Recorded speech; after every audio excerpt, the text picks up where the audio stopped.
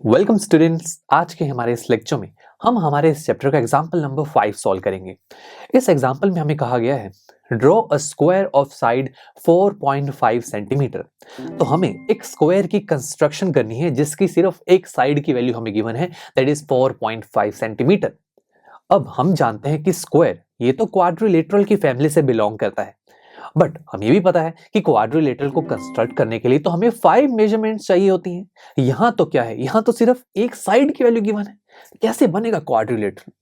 तो क्या हम बना सकते हैं इस इंफॉर्मेशन की हेल्प से क्वाड्रिलेटरल?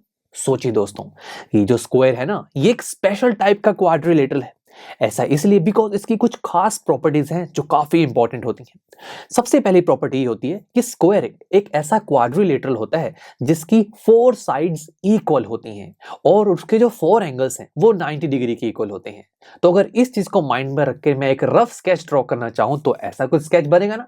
ABCD एक लेट से मैं स्क्वायर ड्रॉ करना चाहता हूं जिसकी चारों साइड्स इक्वल हैं और चारों एंगल्स 90 के इक्वल हैं। अब दोस्तों, यहां पर एक साइड की वैल्यू 4.5 है तो सभी साइड्स की वैल्यू 4.5 हो जाएगी। अब जरा काउंट कीजिए कि यहां पर टोटल कितनी आपके पास मेजरमेंट्स हैं। आपके पास 5 तो क्या, आपके पास 5 से भी ज्यादा मेजरमेंट्स हैं। 4 sides and 4 angles, oh my God, 8 measurements. इसकी हेल्प से तो मैं बड़े आराम से क्वाड्रिलेटरल या फिर कहीं स्क्वायर कंस्ट्रक्ट कर सकता हूं। तो शुरू करते हैं। अब तो हमारा काम हो गया आसान। चलिए, अब यहां हम देखें तो हमारे इस रफ स्केच में कोई ट्राइंगल तो नहीं बन रहा। हम तो पता है कि हम किसी ट्राइंगल से शुरुआत करते हैं, बट हम ये भी जानते हैं कि जब यहाँ साइड्स और एंगल्स की बात की जाती है तो हम एक ऐसी साइड को पिक करते हैं, एक ऐसी साइड से शुरुआत करते हैं जहां पर 3 मेजरमेंट्स हो। जैसे कि AB को ही देख लिया जाए, इसके पास एक लेंथ है और इसके ऊपर 2 एंगल्स बन रहे हैं। हम यहां से शुरू कर सकते हैं। आप BC से शुरुआत कीजिए, यहां पर भी 3 मेजरमेंट्स है। आप DC बनाइए, AD बनाइए, सबके पास 3 मेजरमेंट्स हैं।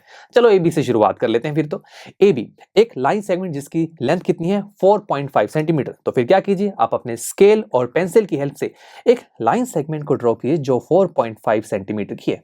ग्रेट।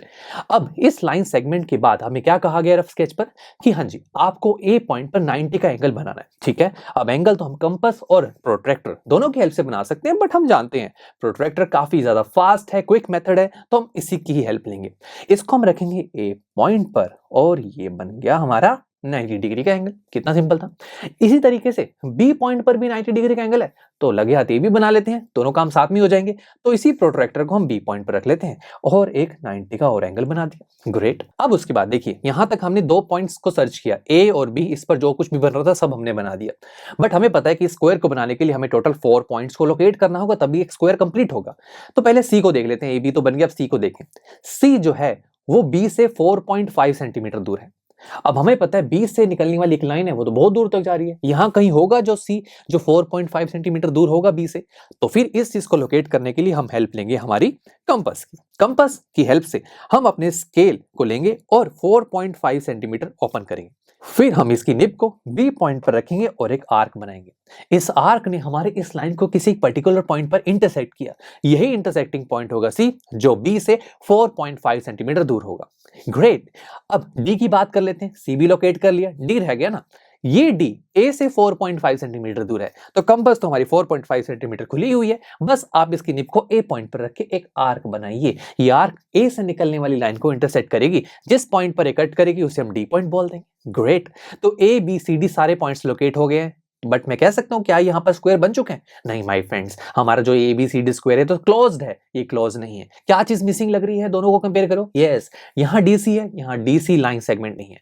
तो फिर क्या हुआ दोस्तों, DC लाइन सेगमेंट के लिए हमें D और C पॉइंट चाहिए ना, वो तो हमें मिल ही गए हैं। बस हम इसको भी ज्वाइन कर देंगे तो बन गया हमारा स्क्वायर ABCD जिसकी सिर्फ एक साइड की लेंथ हमें गिवन थी। तो यहां से हमें क्या पता लगा कि हम ऐसे स्पेशल क्वाड्रिलेटरल्स को कंस्ट्रक्ट कर सकते हैं अगर हमें 5 से कम मेजरमेंट्स गिवन हो। हम एक्स्ट्रा मेजरमेंट्स कैसे निकाल पा रहे हैं? उन स्पेशल क्वाड्रिलेटरल्स की प्रॉपर्टीज का यूज करके। चलिए, अब मिलते हैं आपसे नेक्स्ट लेक्चर में जहां पर हम हमारे इसी चैप्टर का एग्जांपल नंबर 6 सॉल्व करेंगे। आई एम श्योर स्टूडेंट्स, आपको ये लेक्चर काफी पसंद आया होगा और ऐसे ही मजेदार तरीके से अपने हर एक कॉन्सेप्ट क्लियर करने के लिए डाउनलोड कीजिए PU Stack ऐप को, जहां पर आपके पास और भी बहुत सारे ऑप्शंस होंगे, जैसे कि back exercise solutions, tip videos, sample papers and much more. So what are you waiting for? Download the app now.